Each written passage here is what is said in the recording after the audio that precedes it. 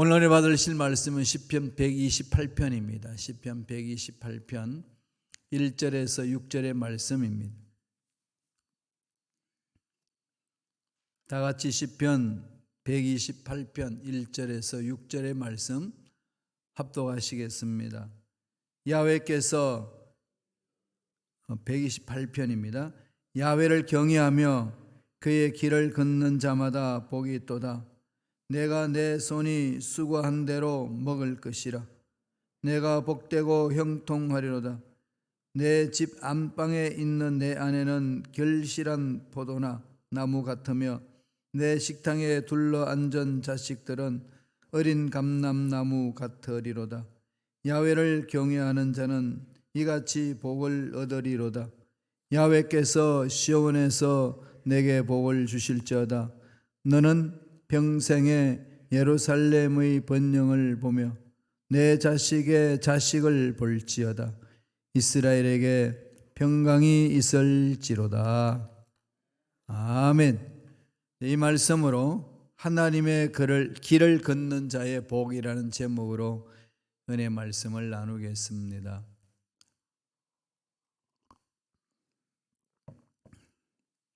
어제 하루가 즐거웠느냐 물었을 때에 그렇게 대답한 사람은 미국 사람이 86%, 아프리카 잠바브에 있는 그 사람들은 68%였습니다. 한국 사람은 얼마나 될까요? 한번 추측해 보세요. 한국 사람은 아프리카에 살고 있는 짐바브웨 사람보다도 떨어집니다.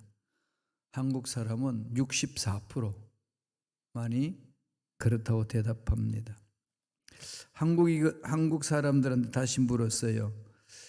무엇을 할 때에 가장 행복하냐고 물었을 때 대답하기를 먹을 때와 말할 때가 가장 행복하다고.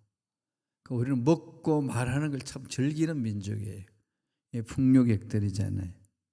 그러면서 하는 말이 나오는 게 있죠. 다 먹자고 하는 건데. 다 먹자고 하는 건데. 그렇죠. 심각한 이야기를 할 때는 대부분 먹으면서 하잖아요. 사실 좋지는 않는데. 그렇죠. 우리 가정에서 보면은 자녀와 부모들이 다 한 자리에 모일 수 있는 것은 이 식탁입니다. 그 다 있으면 아버지의 이 훈시가 나오기 시작하죠. 그러면 그것을 듣고 있는 자녀들은 괴롭습니다. 그래서 소화불량을 많이 걸리고 그 소화 안 된다고 호소하는 어린 자녀들이 많이 생긴다고. 지금은 그래도 많이 괜찮아요. 저희 때만 해도 늘 밥상에서 일명 잔소리 듣죠. 애들끼리 그랬어요. 오늘도 아침 밥 먹을 때 꼰대가 잔소리했다? 이런 말을 애들끼리 그렇게 이야기를 하곤 했습니다. 그래서 위장병이 많아요. 물론 뭐 짜게 먹고 맵게 먹기 때문에 그럴 수도 있는데 그런 사회적인 분위기가 우리한테는 있죠.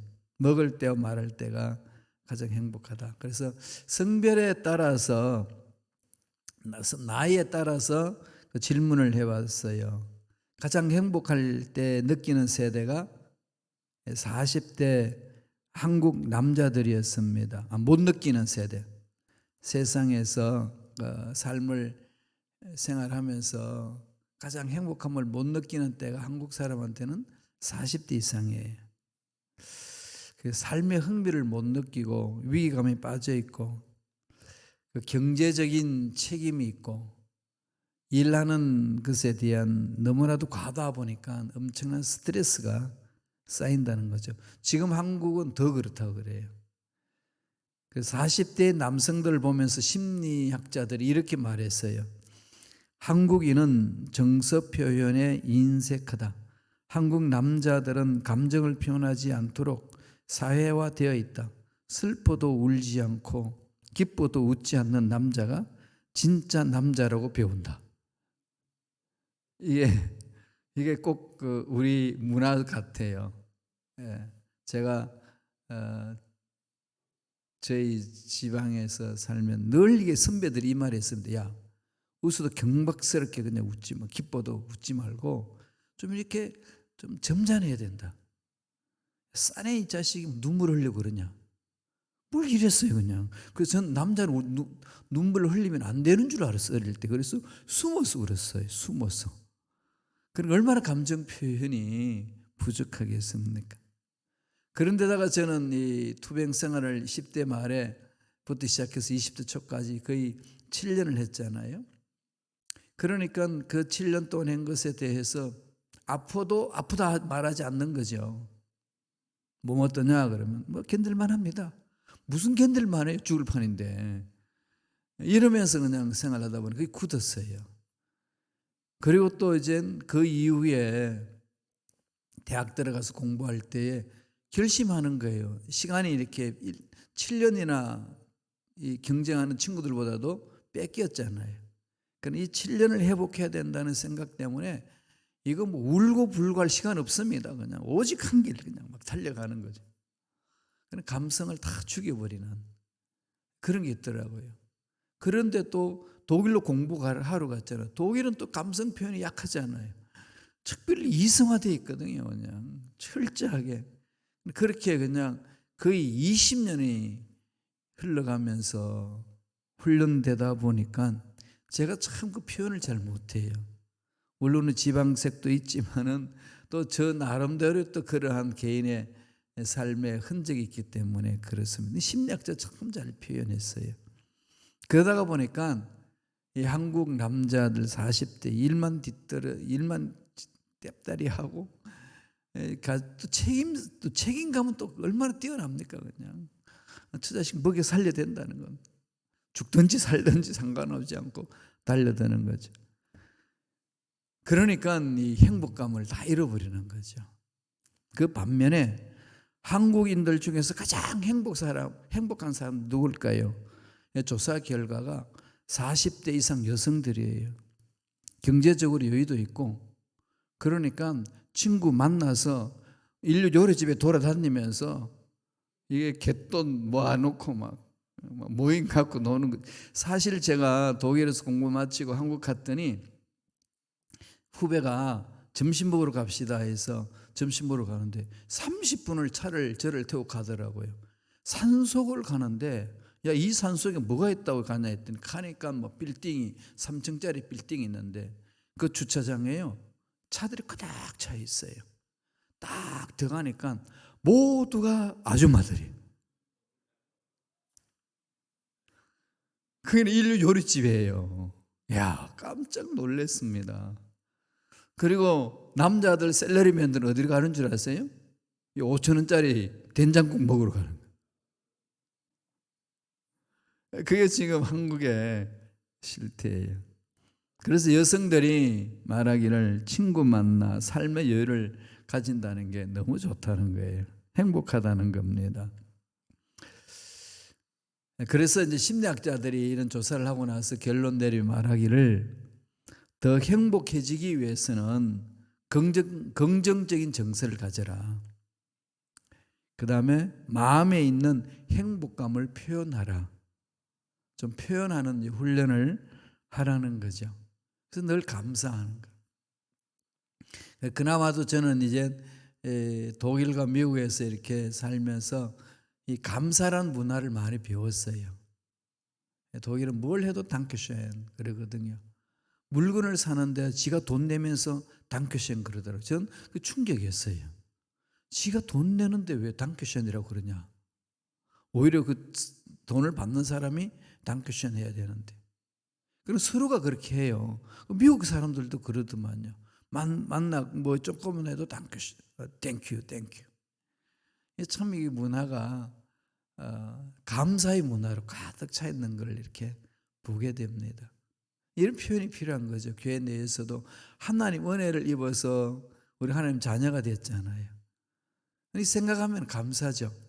저도 금식하면서 지난 삶을 쭉 돌아봤어요. 정말로 감사할 일이 한두 가지가 아니에요. 참 감사할 것이 많구나. 모든 게 감사구나. 이렇게 살고 있는 것 자체가 감사인데 이걸 참 많이 잃어버렸다 이런 생각을 많이 합니다. 힘들어도 감사하고, 아니 힘들어서 감사하고, 왜냐하면 그 위에 더 좋은 걸 주실 걸 믿기 때문에 감사하고, 또 감사한 일이 많으니까 또 감사하고, 얼마나 감사한지 몰라요. 그래서 심리학자들이 그렇게 살아야 된다는 거죠. 세상에서도 그렇게 말하고 있습니다. 하나님을 만난 저와 여러분들은 입만 열면 감사한 거죠. 예. 부부 싸움하다가도 감사합니다. 한번 그렇게 자꾸 해보세요. 예. 그러면 그게 싸움이 되겠어요? 감사하다. 성경 1절에 보면은 감사하면서 나아가는 자, 하나님을 경외하며 나아가는 자, 하나님의 길을 걷는 자에게 주시는 복이 있습니다. 하나님을 경외하는 자들 입에서 감사가 나오지 않아요. 뭐든 감사하니까요. 그에게 주시는 복은 1절에 복이 있도다.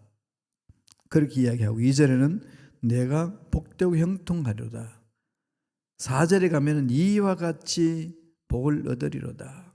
5절에 보면 내게 복을 주실지어다. 이 복을 선언하고 있습니다. 이런 복을 받고 누리는 건 나지만은 이 복을 주는 주체는 누굴까요? 하나님이잖아요. 우주 만물을 창조하신 하나님이시죠. 하나님이 우리 복의 원천입니다. 하나님이 아브라함을 부르실 때 그러잖아요. 내가 복을 주겠다. 어떤 복을 준다는 거죠? 후손이 많게 하리다. 장대하게 하리다. 야, 이건 정말 믿을 수 없는 사건을 던지거든요. 왜냐하면은 이미 사라와 아브라함에게 자녀가 많았으면은 야, 이들이 정말 큰 복을 받겠구나 상상할 수 있는데 애기 한 명 없었어요. 그리고 창세기 11장 30절에 보면은 사라는 애기를 낳을 수 없는 여자라, 불임증이 있는 여자라고 그랬습니다. 불임증이 있는데 젊은 애가 아니고 늙은입니다. 애 한 번도 낳아보지 못한 할머니를 부르시고 할아버지한테 축복하기를 내가 정말로 큰 복을 받으리라 그랬거든요. 그 처음에 그 믿어지겠어요? 여러분 같으면 어떠시겠어요? 말도 안 되는 소리. 만약에 제가 그런 것을 받아가지고 우리 권사님한테 그렇게 선포하면 권사님 뭐라고 그러겠어요? 목사님 정신 나갔어요? 반응이 당장 그렇게 오지 않겠어요, 그죠? 그런데 사라 생각을 해보세요. 사라가 그 말씀을 받았을 때 나중에는 사라가요 웃었습니다. 하나님 나를 웃기시는군요. 그런데 정말 하나님 웃기셨어요. 89세 때 아기를, 아니 89세 때 아기를 낳았습니다.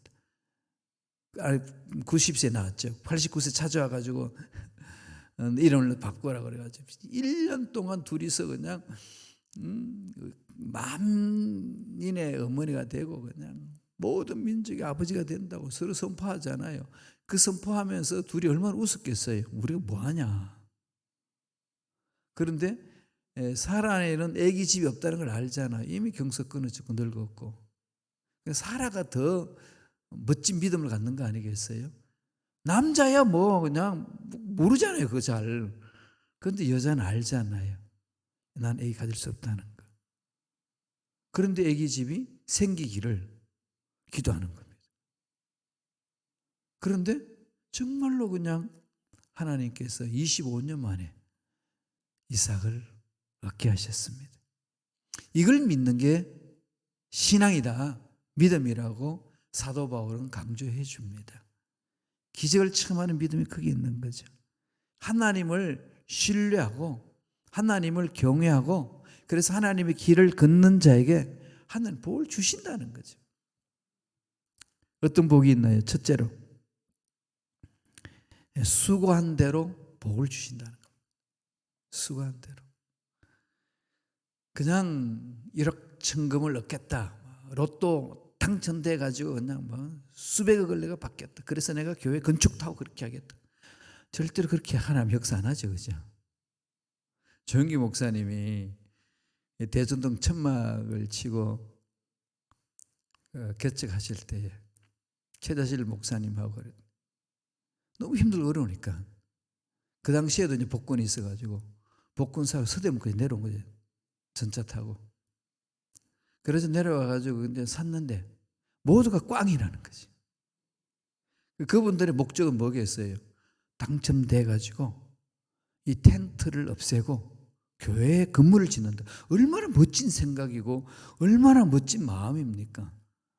그런데 그 복군에는 절대로 하나님이 역사하지 않더라.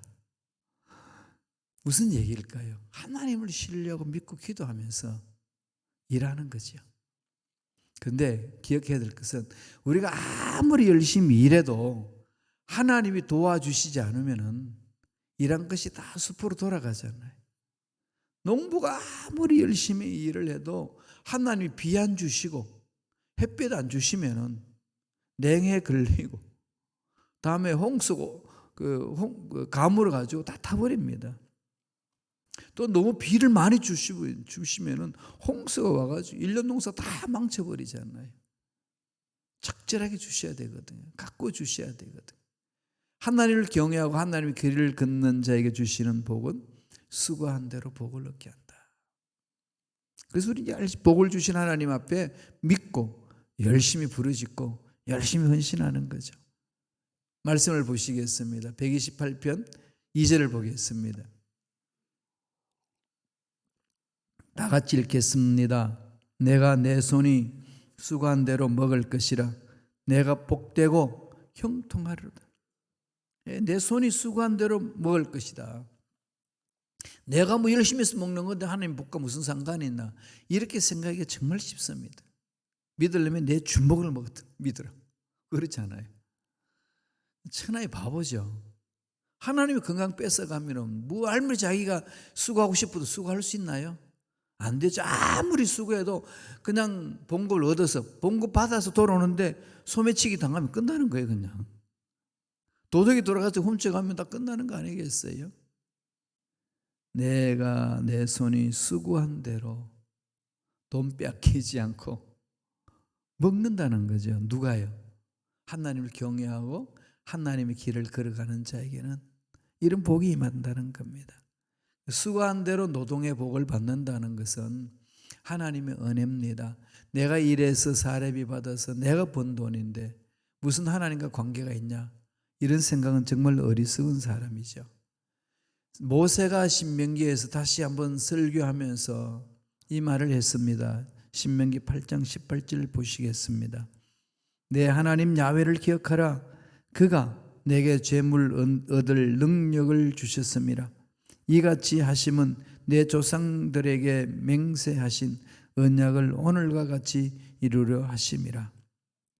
이 말을 한 것은 가나안 땅 들어가 가지고 거기에서 풍성한 소출을 거둘 때에 내가 잘났어, 그냥 내가 혼자서 열심히 일해서 얻었다 생각하고 교만할까 봐. 그러면서 야훼를 기억하라. 하나님을 섬기고 하나님의 길을 걸어가는 자에게는 재물을 주는 능력을 주셨다. 하나님이 주신 거다. 잊지 말라는 겁니다. 아무리 내가 사업을 잘하고 돈을 많이 벌어도 내 힘으로 한 것이 아니라 하나님이 주셨습니다. 고백하며 살라는 거죠. 그래서 하나님께 맡겨야 돼요. 자꾸. 참 잘 못 맡기시더라고요. 하나님 월급 받았습니다. 어떻게 할까요? 이러면 다 내놓으라 그럴까 봐 두려워서 그 기도를 못 하신대요. 우리 하나님이 먹을 것을 우리가 필요하다는 것, 우리가 돈이 필요하다는 걸 모르실까요? 우리 하나님은 너 쫄쫄 굶어야 돼 그러면서 행복해 하시는 분인가요? 우리 하나님은 세디즘을 즐기시는 분이 아니에요. 하나님은 자녀들이 행복하게 살기를 원하십니다. 그렇죠? 맡겨보세요. 맡기면 하나님 책임져 주세요. 그래서 하나님이 신뢰거든요. 하나님이 어떤 분인지를 알 때만이 맡길 수 있습니다. 하나님을 만나본 사람은 맡길 수 있어요. 하나님을 만나야 내 하나님이 있잖아요. 내 하나님을 만나야 돼요. 내 하나님이 있으셔야 돼요. 그래야 삶이 바뀌어집니다. 시편 112편 1절에 이런 말을 했지요. 다 같이 읽겠습니다. 할렐루야. 야훼를 경외하며 그의 계명을 크게 절구하는 자는 복이 있도다. 말씀을 통해서 하나님을 만나고 말씀을 통해서 하나님을 알아갈 때에 거기에서 주시는 복은 이루 말할 수 없습니다. 이 복 바닥 누리시기 바랍니다. 하나님 은혜 안에서 사는 거예요. 둘째로 하나님의 길을 걷는 자에게는 가정의 복을 주신다. 선포하시죠. 가정의 복을 주신다. 가정이 잘 되려면요, 정말로 우리가 하나님의 길을 걸어야 돼요. 하나님의 복은 흘러서 내려오잖아요. 하나님의 복은 흘러서 내려오거든요. 헐몬산의 그 복이 아론의 머리를 통해서, 수염을 통해서, 옷깃을 통해서 흘러 넘치게 하는 것. 그러니까 하나님이 위에서 복을 주셔서 부모에게 복을 주고 그 복이 자녀들에게 흘러 넘치게 하는 거죠. 그런데 그 부모 세대 때 그게 단절시켜 버리면 자녀들은 다시 시작해야 되는 거죠. 다시 시작해 보셔서 처음 시작하시는 분 알잖아요. 얼마나 고난이 많습니까? 제가 처음 우리 집안은 처음 제가 예수를 믿었어요. 우리 집안은 유교 집안이니까. 고모 한 분이 계시는데 고모가 예수를 믿었어요. 근데 저는 또 김씨 가문의 장손이고 또 저희 동네는 김씨들이 모여 사는 집성촌이었어요. 그러니까 뭐 고사 지낼 때에 장손은 나와라 하고 끌려가는 거죠. 가가지고 이제 뭐 제사 지내는 걸 봐요. 유세차 이런 노래 부르면서 그거 하잖아요. 그러면서 이면은 어느 조상에 매고 저면은 어느 조상에 매고 막 그래 피웠습니다. 그래서 제가 투병상함에서 하나님 예수님을 만났어요. 나의 하나님. 그래서 이제 하나님 만나고 고향 내려가잖아요. 내려가면 모여서 이렇게 막 차례를 지내요. 그러면은 저는 안 갈 수 없어요. 호로 자식이 되니까. 가요. 그러니까 한 뭐 20-30명이 이렇게 딱 줄을 딱 서가지고 거기서 이렇게 딱 이렇게 절을 다 하거든요. 저는 이제 제일 뒤에 서서 절하지 않고 기도합니다. 그러면은 뭐 동네 아넥네들이 막 수근수근 김판호 보라 지금 뭐 하냐고 지금. 저놈은 서서 기도하고 있네. 그런데 어르신들 그런 나무라지 않더라고요. 그 어르신들도 그렇지.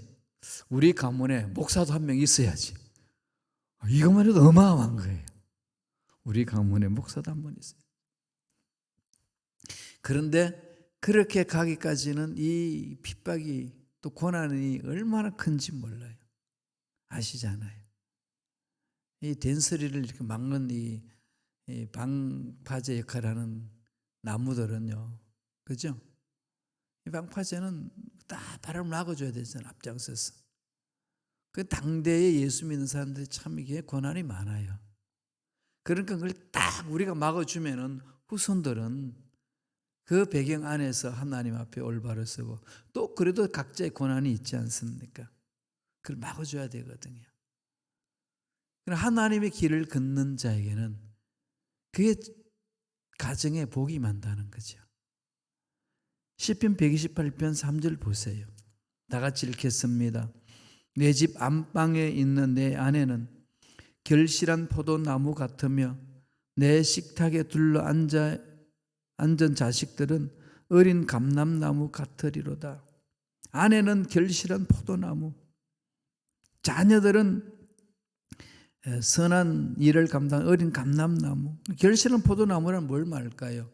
자녀들을 잘 양육하는, 선하게 양육하여서 참 귀한 열매를 얻게 하는 여인이다. 히브리 여인들은 다 그러잖아요. 애 젖을 먹일 때에 말씀을 그 영혼 속에 불어넣거든요. 젖과 함께 말씀이 들어갑니다. 그들은 구두로 하잖아요. 그리고 하나님이 주신 그 형상을 깨트리지 않도록, 말로 깨트리지 않도록 절대로 부정적인 말을 하지 않습니다. 하나님 말씀으로 훈련되어 있기 때문에 늘 하나님 말씀으로 넣어주는 거죠. 우리 한국 사람들 교육열은 유대인 교육열보다도 앞섭니다. 그런데도 성장하면은 유대인보다도 뒤떨어져요. 이유가 뭘까? 살펴보면요, 교육열이 좋아가지고 뭐 열심히 심어주는데 말로 다 까먹어버려요. 그냥 말로 그냥.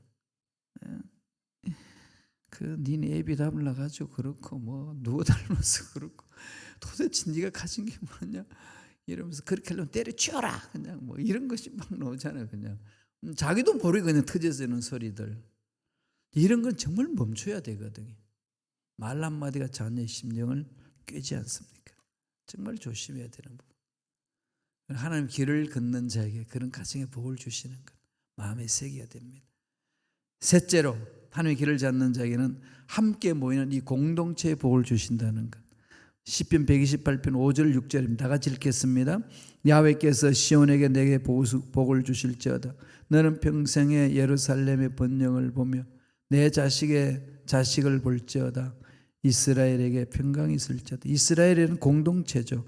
모이는 곳에 하나님을 사랑하는 사람들이 모인 곳에 복이 임하고 예수 그리스도 이름으로 모인 곳에 복을 주신다는 겁니다.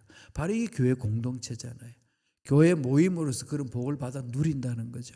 마귀는 깨트려요 자꾸. 그래서 모이지 못하게 합니다. 그리고 쪼개지게 하는 거죠. 막 상처 내고 막 우락부락하게 하나님 형상을 입은 사람들끼리 막 서로 싸우는 게 만듭니다. 이 영적 싸움이라는 걸 꼭 기억하세요. 그래서 모여 있을 때 예수 이름으로 모여 있는 곳에 하나님 복이 임한다는 것 받아들이시고 그 복을 받아 누리는 멋진 삶을 살아가는 저와 여러분 되시길 간절히 축원합니다. 기도하겠습니다. 하나님 감사합니다. 오늘도 생명을 주시고 하나님이 예비하신 놀라운 말씀을 받게 하시고 복이 어디서 오는지를 말씀을 통해서 깨닫게 해주신 은혜에 감사와 찬양을 드립니다. 날마다 하나님이 예비하신 복을 받아 누리는 멋진 삶을 살아갈 수 있도록 인도하여 주시옵소서. 은혜에 감사하여 예물 드립니다. 복 내려 주시고 축복하셔서 좋은 일들 많이 일어나게 역사하여 주옵소서. 감사하고 예수님의 이름으로 축복하며 기도드리옵나이다. 아멘.